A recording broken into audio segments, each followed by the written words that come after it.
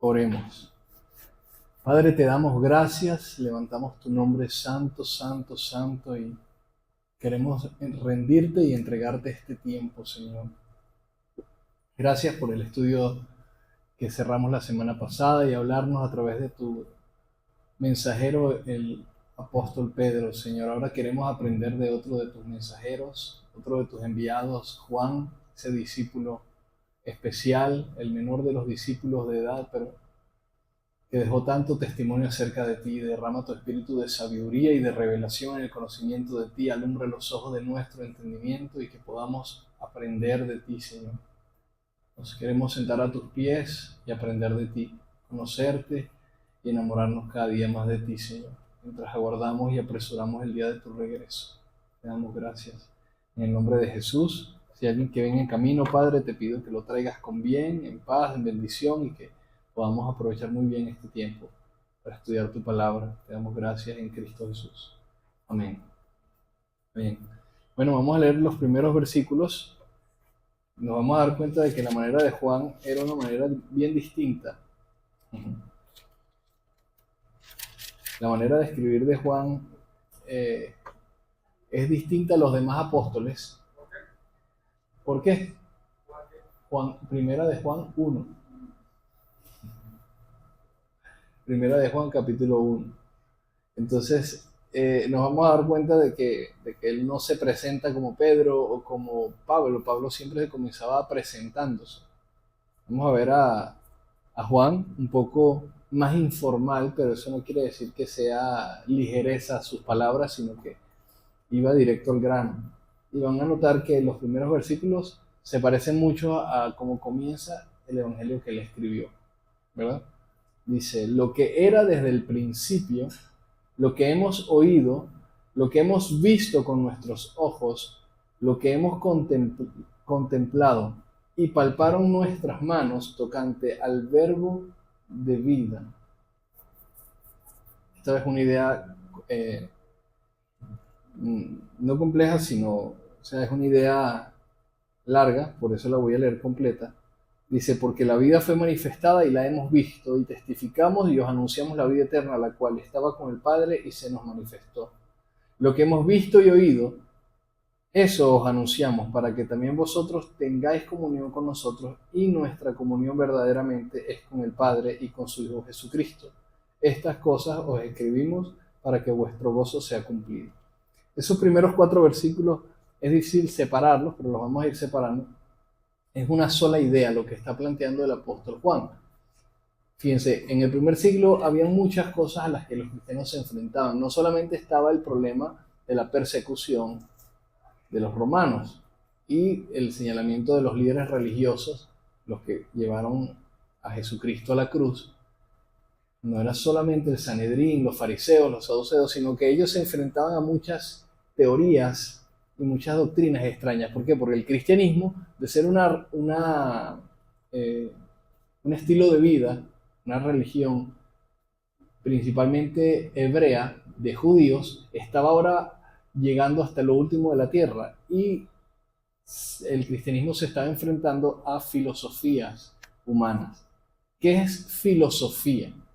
¿Saben lo que significa filosofía? ¿Sí o no? ¿Cómo? Corriente de pensamiento, ¿ok? ¿Quién da más? ¿Qué significa filosofía? Filosofía es el estudio racional y crítico de las preguntas fundamentales sobre la existencia, el conocimiento, la verdad, la moral y la mente. ¿Ok? Filosofía, el conocimiento de la ética, de la moral, de la verdad, de responder objetivamente cómo llegamos a existir, si hay alguna razón. Cuando hablamos de filosofía hablamos del por qué y del para qué. Eso es filosofía. ¿Han escuchado de esa materia? ¿Han estudiado filosofía algunos?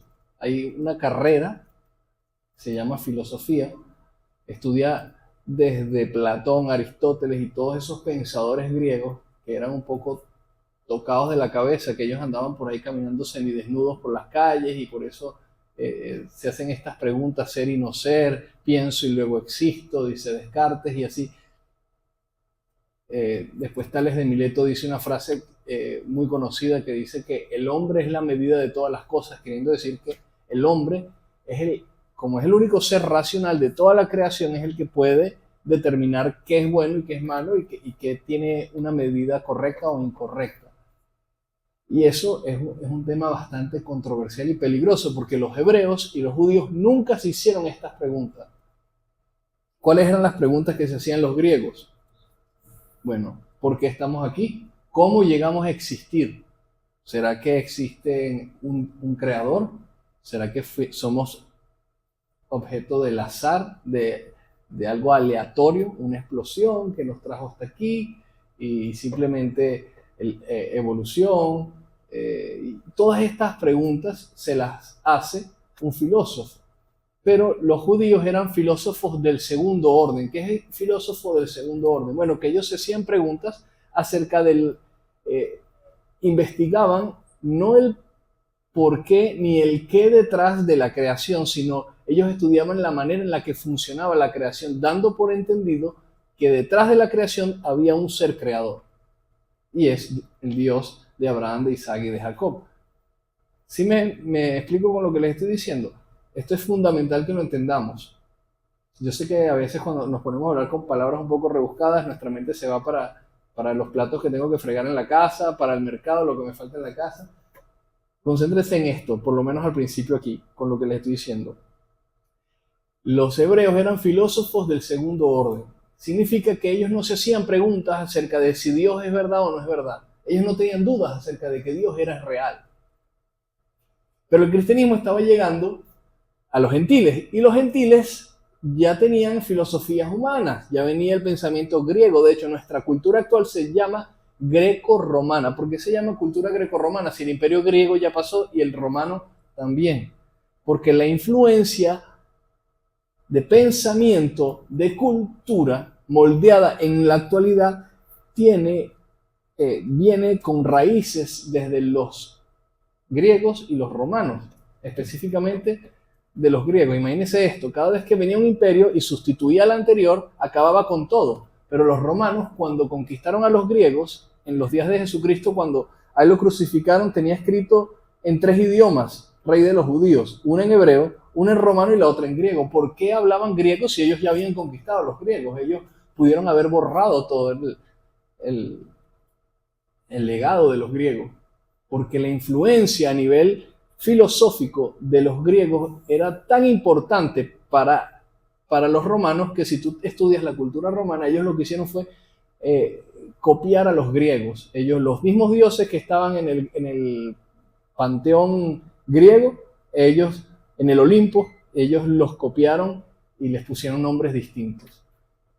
Ellos heredaron la cultura de los griegos, simplemente que dijeron que eran romanos. ¿Por qué esto es relevante? Bueno, porque cuando la iglesia empieza a crecer, hay pensamientos todavía extraños. La gente dice, bueno, ¿será que existe o no existe Dios? ¿Será que venimos de dónde venimos? ¿Que Dios es el único Dios o hay varios dioses? Y el Dios de Israel es uno de esos dioses. ¿Hay un Dios soberano o no lo hay? Había muchas preguntas. ¿Para qué estamos aquí? ¿Será que la reencarnación es verdad? Se habían muchas preguntas de las que hoy en día todavía existen en la sociedad posmoderna, que viene desde la sociedad moderna. Todo eso era parte del pensamiento del primer siglo, y cuando Juan le escribe a la iglesia está enfrentándose a pensamientos que estaban debilitando la fe de los creyentes, de tal manera que los gnósticos se habían enfrentado. ¿Han escuchado esa palabra? Los gnósticos, se escribe con G al principio, los gnósticos, de ahí vienen los masones, de ahí viene toda esta cultura de dominio que durante muchos siglos se ha instaurado en la humanidad y que funcionan como sectas secretas. Bueno, este grupo de personas estaban preguntándose cosas que los filósofos del primer orden, como los griegos, se preguntaban. Entonces, la pregunta fundamental era, ¿es verdad que Jesús vino? Entonces, por eso Juan empieza el primer versículo diciendo de esta manera: lo que era desde el principio. O sea, no es que el cristianismo no es una religión nueva, es lo que el diseño original de Dios desde el principio, lo que hemos oído, ¿verdad?, de los profetas, de Moisés, del Antiguo Testamento, lo que hemos visto con nuestros ojos. ¿A quién vieron con sus propios ojos? A Jesucristo. No fue un fantasma como el gnosticismo quería vender e infiltrar esas ideas heréticas dentro de la iglesia en el primer siglo. Ellos estaban pensando constantemente que Jesucristo había venido, pero era un espíritu porque era Dios. Entonces, la carne es tan pecaminosa que Dios no se podía hacer carne. Esos pensamientos estaban dentro del primer siglo y estaban contaminando a muchos creyentes. Y cuando Juan escribe su primera epístola, está enfrentándose directamente. ¿Y cómo lo enfrenta? Con los argumentos de la verdad. Por eso comienza diciendo, claro y raspado, ni siquiera se presenta. Dice, lo que era desde el principio, lo que hemos oído, lo que hemos visto, lo que hemos contemplado y palparon nuestras manos. Es decir, no es un fantasma, porque si fuese un fantasma, con las manos no lo podemos tocar. Está enfrentándose por la línea del medio, palparon nuestras manos tocante al verbo de vida. ¿Quién es el verbo de vida? El accionar de Dios, Jesucristo. Entonces, de una vez en el primer versículo ya entra en un campo bastante controversial para el primer siglo, incluso hoy en día, para aquellas personas que dicen, bueno, sí, Dios es una energía y todo es así un poco etéreo, subjetivo, lo importante es tener buenos sentimientos, buenas emociones, buenas vibras, buenas cargas, ¿verdad? Energía positiva. No, él está diciendo lo que era desde el principio, lo que fue anunciado desde los profetas, desde Moisés el libertador, se materializó y no solamente lo vimos y por eso lo predicamos, sino que lo tocamos, compartimos con él, estuvimos cara a cara y pudimos caminar con Jesús. Está enfrentándose a los gnósticos, está enfrentándose a las corrientes filosóficas de nuestros días. Como les dije al principio, la filosofía es el estudio racional y crítico de las preguntas fundamentales sobre la existencia, el conocimiento, la verdad, la moral y la mente. O sea, ¿cómo funciona el mundo? ¿Qué nos dice a nosotros cómo funciona el mundo? Bueno, los judíos nunca cuestionaron la palabra de Dios. Entendían que era la verdad. En cambio, los griegos no. Los griegos, ay, ese libro ¿dónde lo sacaste? Ay, ¿quién fue Moisés? Seguro. Bueno, yo quiero entenderlo racionalmente y por eso la Biblia dice que sí, tenemos que entregarnos voluntariamente a Él, es nuestro culto racional, es lo más inteligente, es lo más lógico que podemos hacer cuando nos acercamos a Dios, es encontrar la lógica detrás de la revelación, porque la revelación de Dios es lógica y nuestra fe es una fe fundamentada en la lógica y la racionalidad de la revelación. Muchos creyentes dicen, no, que es que tú para ser cristiano tienes que anular tu razón, tienes que olvidarte de la lógica, no hay manera de entender, es Dios es Dios y nosotros somos seres humanos limitados, no podemos entenderlo. Eso no es verdad, porque si no Dios nos hubiera hecho carne para que lo entendiéramos. Y es muy fácil este ejemplo, y hay una fábula acerca de un hormiguero en el que, bueno, simplemente hay un dique que está por rebasarse, una represa se está rompiendo y hay un hormiguero y entonces un niño pequeño le dice a su padre, ¿cómo le podemos advertir a las hormigas que viene una cantidad de agua que las va a matar a todas? ¿Cómo las podemos advertir para que salgan de su hormiguero y se salven de la oleada que viene? Y entonces el padre dice, bueno hijo, la única manera en la que pudiéramos hacerle entender es que alguno de nosotros nos convirtiéramos en una hormiga y hablando su lenguaje, les expliquemos que viene una ola y que debemos migrar de este lugar. Eso fue lo que Dios hizo. No podíamos entender a Dios, pero como ya Cristo vino, ahora sí podemos entenderlo. Ahora sí, dice la palabra, nosotros tenemos la mente de Cristo por el Espíritu Santo para interpretar la palabra, para entenderla, para pensar coherentemente, para que cuando veamos la Biblia no sea como un conocimiento etéreo, algo nebuloso, con telarañas o abstracto, donde cada quien interpreta lo que quiere o que la Biblia te diga lo que tú quieras escuchar, sino que cuando te acercas a Dios, pues lo que tienes es que unir rompecabezas que todas calzan de la manera correcta. Y basta simplemente dedicar tiempo y esfuerzo, oración y sacrificio para que Dios te revele y tú puedas comenzar a pensar como Dios piensa y obviamente si yo pienso como Dios piensa, lo que yo vaya a hacer aquí, lo voy a hacer como Él lo haría en mi lugar. ¿Se entiende? Entonces, la filosofía para los hebreos era de segundo orden. No se preguntaban cómo llegamos a existencia. Ellos ya sabían que en el primer día Dios dijo sea la luz. Y comienza todo. Ellos no se hacían estas preguntas que los griegos sí, pero Juan está hablando con la iglesia del primer siglo que se enfrentaba a todas estas doctrinas heréticas que estaban confundiendo y dividiendo a la iglesia, sembrando cizaña. Entonces, de una manera magistral, él comienza hablando de que sus manos palparon al verbo de vida. Dice, porque la vida fue manifestada y la hemos visto y testificamos y os anunciamos la vida eterna, la cual estaba con el Padre y se nos manifestó. O sea, estaba en Dios el diseño de su voluntad de salvar a la humanidad, estaba el deseo de unir el cielo y la tierra, pero estaba solamente con Dios. Ahora que Cristo se hizo carne, ahora está con nosotros también. ¿Se entiende? Seguimos avanzando. 3. Lo que hemos oído, visto y oído, eso les anunciamos para que también vosotros tengáis comunión con nosotros. Y nuestra comunión verdaderamente es con el Padre y con su Hijo Jesucristo. Entonces está aclarando muchas cosas que nosotros la damos por entendido, pero que en el primer siglo eran motivo de gran controversia.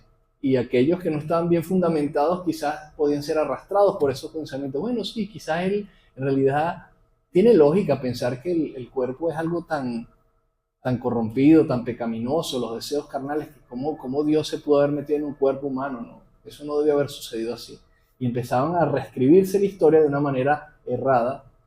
Y obviamente quien tiene comunión con esa revelación errada está teniendo comunión con una idolatría. No está acercándose al Dios verdadero, porque el Dios verdadero se acercó a nosotros por medio de su Hijo Jesucristo. Estas cosas les escribo para que su gozo sea cumplido. Y vemos al verso número 5, dice, este es el mensaje que hemos oído de él y les anunciamos. ¿Ven cómo constantemente dice esta frase? Esto es lo que oímos, esto es lo que vimos y esto es lo que les anunciamos. O sea, no nos los estamos inventando. No es que estábamos como los griegos por ahí semidesnudos caminando y ser o no ser y filosofando acerca de la vida y se nos ocurrió, bueno, vamos a inventarnos un Jesucristo porque, oye, sería bueno tener un estándar de un superhumano santo, perfecto, para nosotros imitarlo y así ser mejores. No se trata de algo que el hombre se creó como creencia, sino que estamos hablando de que el cielo vino a la tierra y quienes pudieron verlo, oírlo, tocarlo, entonces cumplen con su llamado como mensajeros para transmitirnos la verdad y que nosotros podamos estar fundamentados de manera correcta en nuestra vida. Después dice, Dios es luz y no hay ningunas tinieblas en él. Si decimos que tenemos comunión con él, y andamos en tinieblas, mentimos y no practicamos la verdad. Y esto es interesante porque parte del conocimiento o de la idea de los gnósticos es que ellos ven el mundo así como una manera un poco mística, como bueno, sí, todo está en oscuridad y entonces es como que la luz es el conocimiento y es todo muy abstracto, muy subjetivo. Y es como una manera muy extraña de pensar, pero lamentablemente eso fundamenta la creencia de muchas personas, incluso hoy en día, en esta sociedad posmoderna, donde todavía la gente se hace preguntas que cuestionan la Biblia y la fe, porque no han entendido que más bien mientras más avanza la ciencia, más comprueba que la revelación escrita es verdad. Y hace poco les decía que conseguí por internet un video donde una joven hablaba de unos estudios recientes. Los científicos tienen manera de perseguir el ADN del ser humano para saber de qué manera cómo ha sido formado el genoma humano. Y entonces los científicos se dieron cuenta de que todos teníamos dos ancestros en común, todos. Hicieron una muestra en cada uno de los continentes, muchas poblaciones distintas, rasgos étnicos distintos, chinos, indios, africanos, europeos, norteamericanos, del sur de América, del Caribe, de Oceanía, de Rusia, y tomaron todas esas pruebas, hicieron el desglose que ellos hacen del ADN y se dieron cuenta de que todos provenimos de ellos lo llaman así los científicos, sin ser cristianos lo llaman así, de una Eva mitocondrial y de un Adán cromosómico, le llaman así. O sea, mientras más avanza la ciencia, más voltea los ojos de la creación hacia la Escritura para testificar que lo que Dios dice es verdad. No fueron muchos Adán ni muchas Evas las que Dios creó. Creó un Adán y una Eva, y de ahí viene toda la humanidad. Y los científicos hoy dan fe de eso. Tanta fe dan que los nombres que le colocaron fue la Eva mitocondrial y el Adán cromosómico. Pueden buscarlo en internet y van a conseguir esa información, esos estudios detallados de ciencia actual que da testimonio y corrobora que lo que la Biblia enseña no es un cuento de camino ni una idea muy bonita ni ideal, sino que es la verdad. Es la verdad. Dice, pero si andamos en la luz, como Él está en luz, tenemos comunión unos con otros y la sangre de Jesucristo, su Hijo, nos limpia de todo pecado. ¿Qué es lo que está diciéndonos aquí la Escritura? Presten atención. Dice, está bien, Dios es luz, Él habita en la luz y nosotros estamos con Él, estamos en la luz y podemos ver claramente, es el beneficio de estar de su lado y de estar con Él, pero si yo realmente estoy en la luz, no solamente yo voy a caminar como un iluminado, como una persona muy espiritual, aislada de la sociedad, porque soy tan espiritual y soy tan santo en mi manera de vivir que no me quiero contaminar, por eso mejor ni me hablen. ¿Por qué? Porque esas ideas estaban infiltrándose en la iglesia. Tanto así que después evolucionaron con el catolicismo temprano y comenzaron los monjes a retirarse a aquellos lugares aislados de la sociedad y del mundo, a decir que eran muy espirituales y no hablaban. Entonces tienen esos conventos por allí en unas montañas increíbles que cómo construyeron esas cosas ahí, solo Dios lo sabe y la historia nos lo contará algún día cuando Él regrese. Pero empezaron a infiltrarse esas ideas de que acercarnos a Dios requería alejarnos de la gente, y es todo lo contrario, es lo que la Biblia nos enseña. Dice, si andamos en la luz, como Él está en la luz, tenemos comunión unos con otros, y la sangre de Jesucristo, su Hijo, nos limpia de todo pecado. ¿Ven cómo Juan está bateando desde el primer versículo? Está bateando durísimo, puro jonrón. O sea, para los que estaban pensando que mientras más se querían santificar, más alejados tenían que estar de la sociedad del mundo, es todo lo contrario. Mientras más estamos en la luz, más comunión tenemos unos con otros, confiados en que a pesar de que al tener comunión unos con otros vamos a pecar, nos vamos a fallar, nos vamos a equivocar en nuestra vida, la sangre de Jesucristo es superior a todo eso y nos limpia de todo pecado. No para justificarnos y mantenernos en la oscuridad del pecado, sino más bien para limpiarnos. Y como hemos aprendido de la gracia, que no solamente me justifica, sino que la gracia me transforma. Ese es el poder de la gracia de Cristo. Dice después el verso 8, y si decimos, y este versículo quiero regalárselo, yo cuando me convertí al Señor, yo me convertí a los 16 años y habían algunas ataduras en mi vida que eran difíciles de dejar, pecados recurrentes, y yo no encontraba forma. Y Dios me movió a memorizar algunos versículos. Y este es uno de ellos, el 1 de Juan 1, 8 y 9.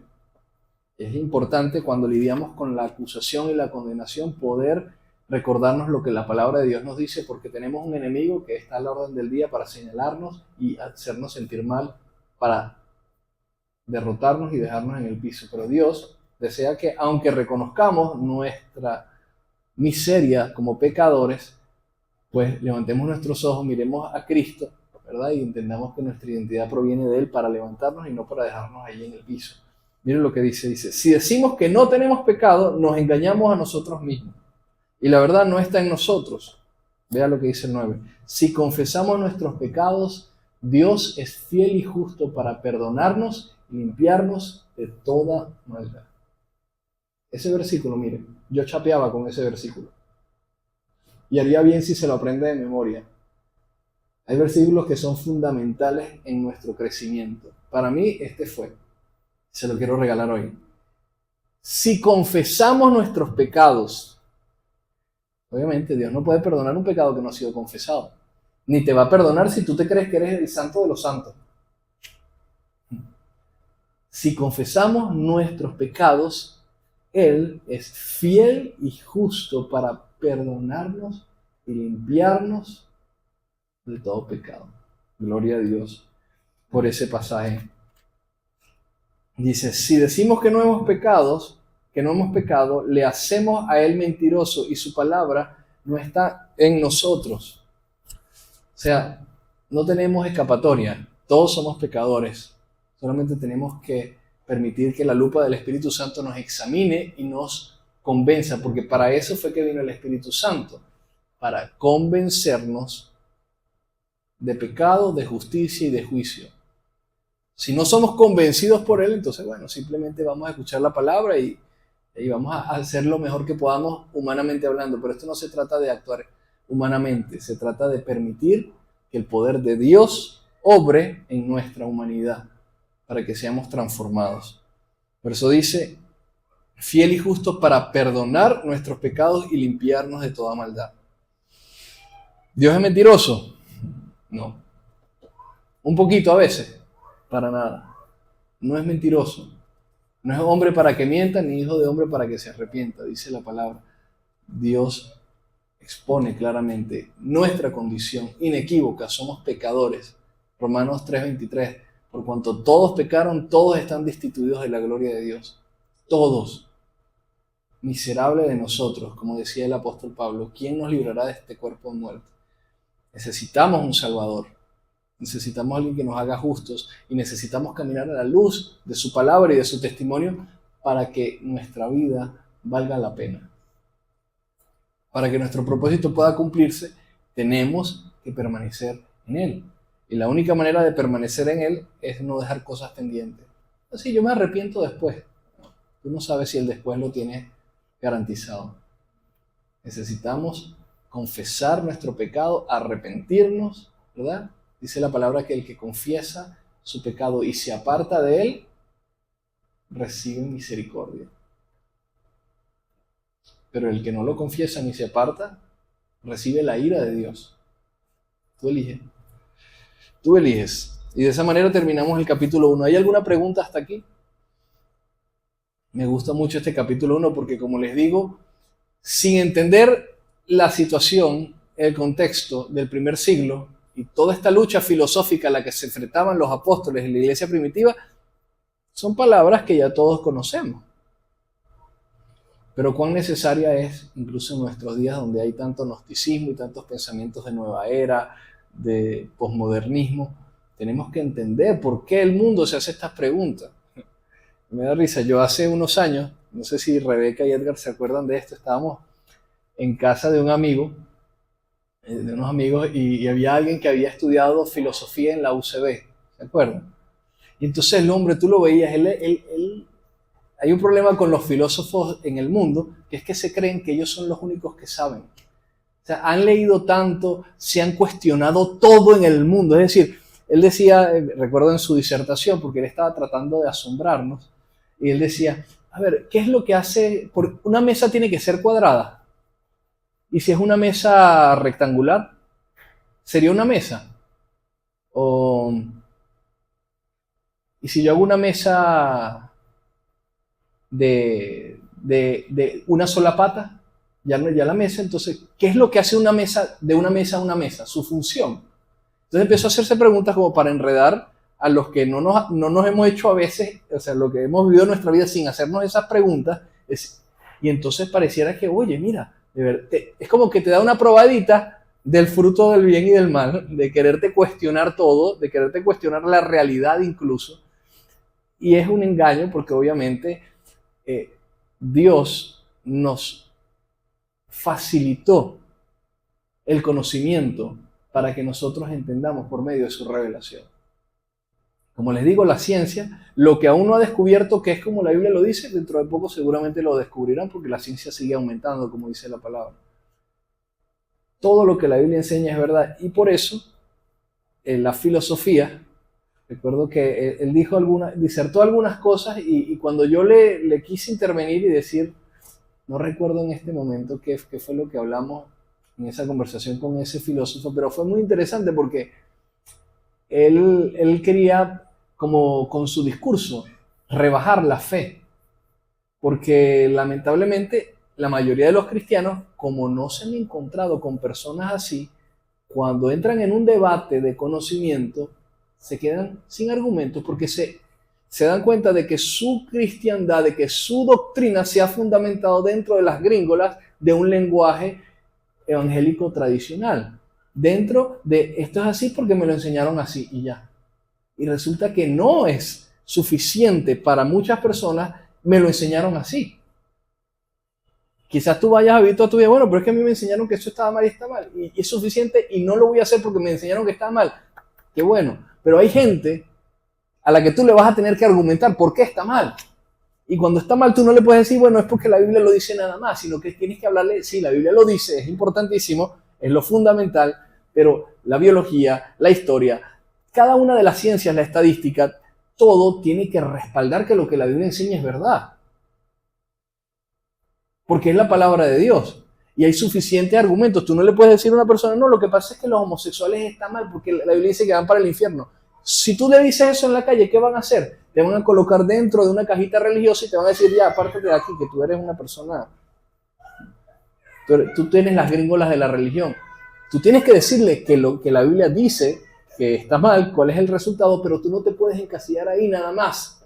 Tú tienes que decirle, bueno, la biología demuestra, ¿verdad?, que no hay naturalidad en una relación de dos personas del mismo sexo. La medicina demuestra que la gran cantidad de enfermedades y la proliferación de enfermedades producto de relaciones sexuales de personas del mismo sexo ha generado un deterioro en la humanidad. Y así irte por un montón de argumentos y conocimientos que están a la mano y están, gracias a Dios, dispuestos para nosotros para que podamos convencer a las personas de que lo que la Biblia dice no es para que nos lo cuestionemos, sino para que lo adoptemos como nuestro estándar y nuestro manual de vida. No es un deseo religioso, una idea encerrada. Por eso es que cuando yo voy a evangelizar, yo no puedo evangelizar en 2 minutos. ¿Por qué? Porque en 2 minutos yo de repente le puedo decir Dios te bendiga y le digo uno que otro versículo y ya, pero esa vida tiene una mente que yo no sé cómo ha sido formada durante tantos años. Y esa mente requiere tiempo de mi parte para escuchar en qué momento de su vida está. Poder identificar en qué lugar de su vida está y con el discernimiento del Espíritu Santo proporcionarle la evidencia que exige un veredicto. Así se llama un libro. Evidencia que exige un veredicto. Y que miren a Cristo. Pero no puedo llegar y decirle, bueno, mira, esto ya. Tengo que tomar el tiempo y prepararme para que a quien yo vaya a hablarle, y eso es el amor, si yo no amara a las personas, que se pierden, ya yo sé cuál es el camino, pero no, como yo estoy en el camino y estoy en la luz, entonces yo tengo comunión unos con otros y anhelo que otros se salven y necesito descubrir la manera en la que las personas terminen en la encrucijada más importante de su vida. Es decir, que se queden sin argumentos humanos para debatir la fe. Y ahí ellos van a decidir o escupir la cara de Jesucristo, habiendo conocido por la verdad que Él es real, o rendirse ante Él. Pero el problema es que la mayoría de los cristianos no llegamos a darle la oportunidad a las personas de llegar a ese punto, sino que todavía para ellos hay 1000 caminos disponibles, cuando en realidad hay solamente 2. O amas y recibes a Cristo y lo haces el fundamento de tu vida por la eternidad, o le escupes la cara y haces parte con los que lo crucificaron. 2 opciones nada más. Y tienes que esforzarte para que la capacidad de expresarte, tienes la mente de Cristo, no es solamente un grupo de gente élite en el Evangelio, en la iglesia, que puede prepararse para hacerlo. Por eso es que cada vez que uno va a compartir el Evangelio es algo que no sabes qué va a suceder, porque humanamente no puedes prever cuál es el escenario que te vas a conseguir. Y en ti está la potencialidad de transformar el mundo, de trastornar a las personas para bien. Como dice Hecho en la Escritura, dice, ¿quiénes son estos que trastornan el mundo? Porque donde iban dejaban una huella y transformaban su entorno. Entonces, quizás en Jerusalén era un poco más sencillo porque los judíos como cultura estaban listos, preparados por la ley y por la revelación del Antiguo Testamento para recibir al Mesías. Y para no cuestionarse si Dios es real o no es real. Ellos ya sabían que Dios es real. Ellos ya sabían que existía el bien y el mal, que existían leyes morales, que existían prohibiciones. Ellos ya sabían lo que era el pecado. Ellos ya sabían cuál era la consecuencia del pecado, que sin derramamiento de sangre no había perdón. Ellos ya sabían todas estas cosas. Ellos lo único que necesitaban era reconocer al Mesías. Por eso dice la Biblia que un velo les impide ver y reconocer al Señor. Pero ellos ya estaban listos. Ellos no se preguntan, ¿será que Dios es verdad? ¿Será que Dios va a enviar o no va a enviar al Mesías? No. Ellos ya sabían que eso iba a ocurrir. La pregunta era cuándo y dónde y cómo. Y los más estudiosos lo debían saber. De hecho, Simeón y Ana estaban en el templo y ellos estaban pendientes porque ellos sabían más o menos cuándo iba a venir.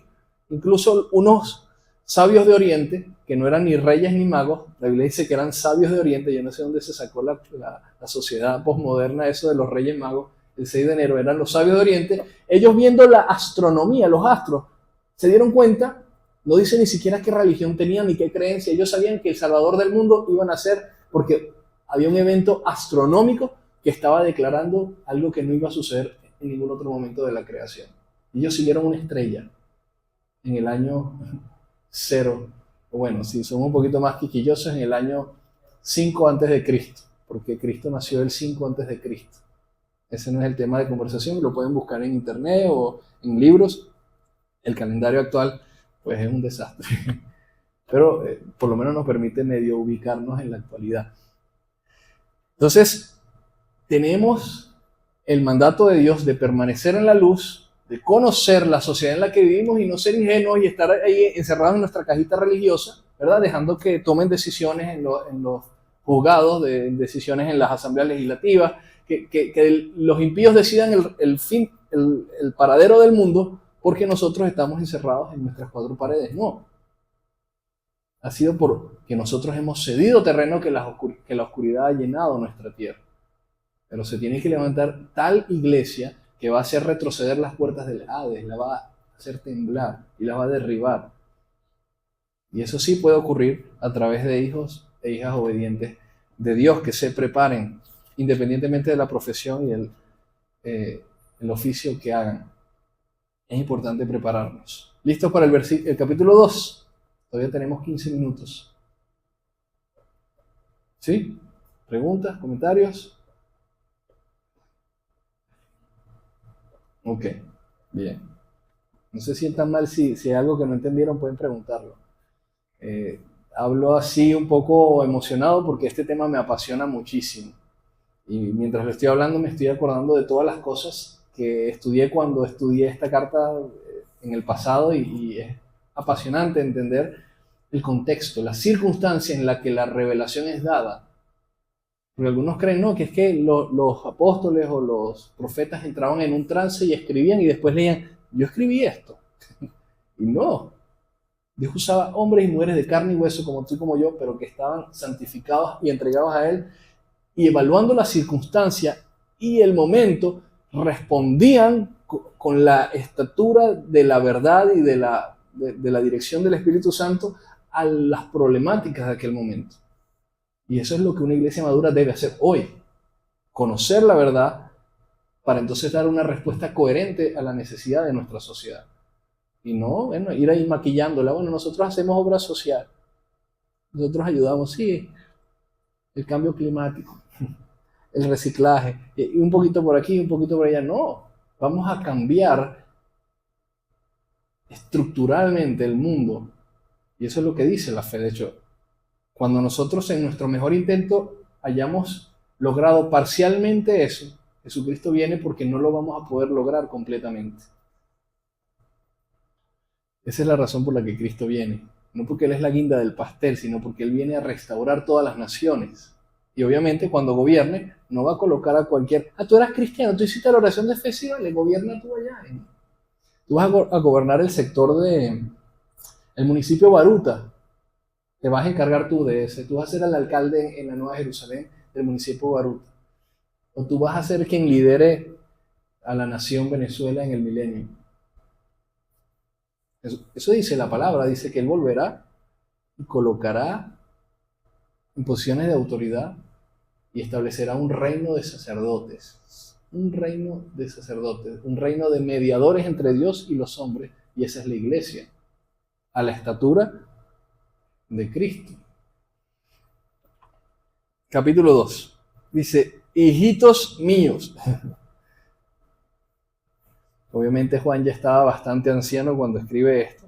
Dice, hijitos míos, estas cosas os escribo para que no pequéis. Y si alguno hubiere pecado, abogado tenemos para con el Padre a Jesucristo, el justo. ¿Qué era pecar? Bueno, hacer cosas que Dios no quiere que hagamos, pero también pensar distinto como Dios quiere que pensemos. Abogado tenemos para con el Padre a Jesucristo el justo. ¿Qué es lo que hace un abogado en un tribunal? ¿Defiende o ataca? Una de las dos. Si tú eres juzgado en un tribunal, ¿qué es lo que se te dice? ¿Qué es lo que te leen, la cartilla que te leen en todas las películas que hemos visto acerca de aprehensiones?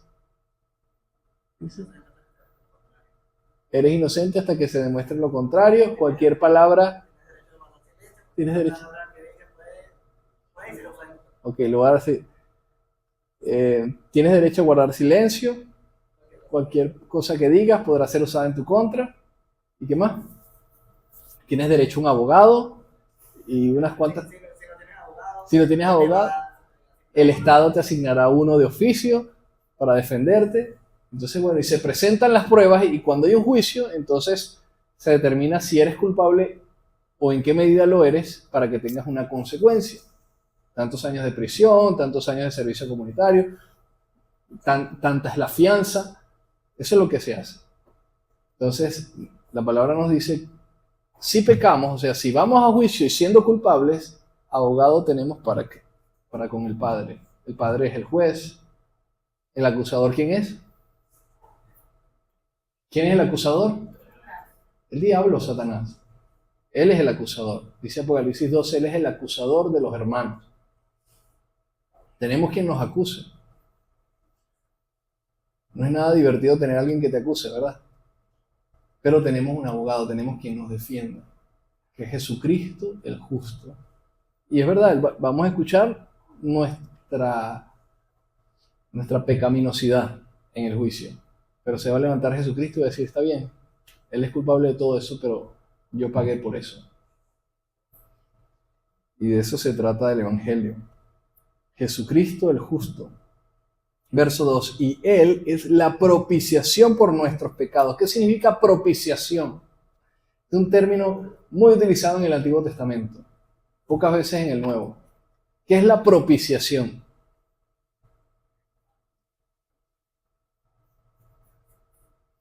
No los escucho. El pago por la deuda. La propiciación es la manera en la que se salda una deuda, la manera en la que quedamos balanceados. Cuando pecamos, nos desbalanceamos y la manera de volver a equilibrarnos delante de Dios es que haya un pago por eso que se hizo mal. Por eso dice la palabra que sin derramamiento de sangre no se hace remisión de pecados. No hay perdón sin derramamiento de sangre. Cristo, ¿verdad? Dice aquí, Él es la propiciación por nuestros pecados. Y no solamente por los nuestros, sino también por los de todo el mundo. Y en esto sabemos que nosotros le conocemos si guardamos sus mandamientos. Entonces aquí va, dice, bueno, es verdad, Jesucristo vino a pagar por todos los pecados del mundo. Pero ¿sabes cómo es la única manera de saber si tú le conoces de verdad? Si cuando examinamos tu vida, podemos identificar que tú guardas los mandamientos de Él. Esa es la única manera de estar seguro. Si no, tú puedes creer que vas a tener a Jesucristo de tu lado en el jurado. Pero si no guardas los mandamientos de Él, ¿tú crees que Él va a estar de tu lado abogando por ti? Si con tu vida hiciste lo que te dio la gana. Si vivías practicando el pecado y dañando a la gente que te rodea. O vivías en tu vanidad y en tu egocentrismo sirviéndote a ti mismo hasta el final de los días. ¿Tú crees que Jesucristo te va a defender? Si tu cristianismo era una mezcla de paganismo con tu deseo egocéntrico de sentirte bien y superior a los demás, porque eras muy religioso, porque eras muy colaborador, porque sentías que tu conciencia estaba callada, porque no tenías algo, te sentías superior a los demás, porque no hacías las cosas que los demás hacían, parecido a lo del fariseo y el publicano. ¿Tú crees que vas a tener a Jesucristo como abogado contigo? No, obviamente no. La única manera de saber y evidenciar que tú le conoces y que Él está de tu lado es que tú guardas los mandamientos que Él dejó. El que dice, yo le conozco y no guarda sus mandamientos, el tal es mentiroso. Y la verdad no está en él. Y este es un asunto fundamental en las escrituras del apóstol Juan, el tema de la verdad. Un libro muy bueno, lo tengo en digital por si acaso alguno de ustedes lo quiere leer alguna vez, muy bueno. Se basa específicamente en las epístolas de Juan y habla se llama así, espíritu de verdad. De verdad que es increíble. Es de un autor judío convertido al cristianismo, no es judío mesiánico, es judío convertido al cristianismo llamado Arthur Katz, murió en el 2007. Un hombre impresionante, teólogo. Y él habla acerca de este énfasis que hace el apóstol Juan una y otra vez a hablar del espíritu de verdad, y después más adelante dice, no tengo más gozo que saber que mis hijos andan en la verdad, que mis hijos en la fe se mantienen en la verdad. Porque hay una gran demanda en medio de esta generación de confusiones y de mentiras, de apariencias y de hipocresía, que nos mantengamos en la verdad, mantenernos en Cristo, que es el camino, la verdad y la vida. Y dice el verso 5, pero el que guarda su palabra, en este verdaderamente el amor de Dios se ha perfeccionado. Por esto sabemos que estamos en Él. Pongan cuidado. El que guarda su palabra, no el que la esconde. No, yo la tengo guardada en la casa. No, el que la cumple. El que no es un oidor olvidadizo, sino un hacedor de la palabra. El que la guarda, la atesora. El que lucha por caminar a la luz de ella. Dice, Él verdaderamente está, el amor de Dios se ha perfeccionado en Él. Por esto sabemos que estamos en Él. El que dice que permanece en Él debe andar como Él anduvo. Y cierra con ese broche de oro. El que dice que permanece, tú permaneces en Dios. Tú le sigues, tú le amas. Tú estás sirviéndole en tu iglesia. Pues, la gente te puede aplaudir porque tocas muy bonito un instrumento, porque cantas genial, porque eres una persona amigable, extrovertido y no le haces daño a nadie, sino que más bien alegras a un gentío el día porque eres muy contento. Pero en tu vida íntima y en tu día a día fuera de las cuatro paredes de la iglesia, permaneces en Dios. Tienes que andar como Él anduvo. No como anduvieron tus padres o como tú andabas antes de venir a Cristo. Tiene que haber un verdadero resultado, tiene que haber un verdadero fruto, una verdadera transformación, donde la gente pueda decir, yo me acerco a esta persona y lo veo trabajar y lo veo cómo planifica su vida y cómo va caminando y yo veo luz en él y siento el cielo cada vez que me acerco a él. Así tiene que ser. ¿Qué transmitimos a los demás? ¿Qué inspiramos en los demás? ¿Una lista de prohibiciones, condenación, incomodidades? ¿O realmente inspiramos a la gente a ver a Cristo, amarlo y permanecer en Él? Debemos andar como Él anduvo, porque esa es la única manera de inspirar a otros. Jesucristo no le decía a los discípulos cómo orar, Él oraba y les mostraba el camino. Y ellos venían y le preguntaban, Señor, ¿cómo? Enséñanos a orar. Y ahí Mateo 6 tiene aquella famosa oración del Padre Nuestro. Y así él no le decía a la gente lo que tenía que hacer, Él lo hacía. Y la gente lo veía y era contagiada por eso. Como también había gente que lo rechazaba por lo que hacía, pero al final eso somos. Dice 2 Corintios capítulo 4 o 2, dice, olor de vida para los que se salvan y olor de muerte para los que se condenan. Eso somos. Un aroma. Un aroma que puede salvar o que puede llevar a las personas a esa encrucijada donde terminan decantándose por la muerte, y es su decisión. Pero nosotros fuimos fieles al testimonio hasta el final. Vamos a leer estos últimos versículos. Dice el verso 7, hermanos, no os escribo mandamiento nuevo, sino el mandamiento antiguo que habéis tenido desde el principio. Este mandamiento antiguo es la palabra que habéis oído desde el principio. Sin embargo, os escribo un mandamiento nuevo, que es verdadero en Él y en vosotros, porque las tinieblas van pasando y la luz verdadera ya alumbra. El que dice que está en la luz y aborrece a su hermano está todavía en tinieblas. El que ama a su hermano permanece en luz y en él no hay tropiezo. Entonces, él viene, obviamente no es algo nuevo que se está inventando Juan, sino que le está dando una connotación todavía más profunda a lo que Jesús dijo: ame a su prójimo como a sí mismo. Dice, si tú, estando en Cristo, tienes pensamientos, sentimientos, emociones acerca de tu hermano, y esas emociones son negativas, esas emociones son de desprecio, de condenación, pues no puedes pensar que estás en la luz, porque quien produce eso no es el Espíritu Santo.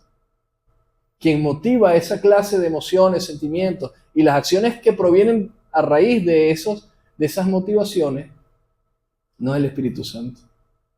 Es el espíritu de este mundo, en el que vivíamos antes de conocer a Cristo. Pero ahora que estamos en Él, tenemos que andar como Él anduvo. Ahora que estamos en Cristo, usted y yo debemos permanecer en la luz. Y amar en la luz quiere decir que usted y yo vamos a amar. ¿Y qué es amar? Decirle todos los días: yo te amo, hermano, Dios te bendiga. Ay, qué bonito, qué cariñoso este hermano. No, amar no requiere que lo estés diciendo todo el tiempo, porque llega un momento que el oído se cansa si no ve nada el ojo.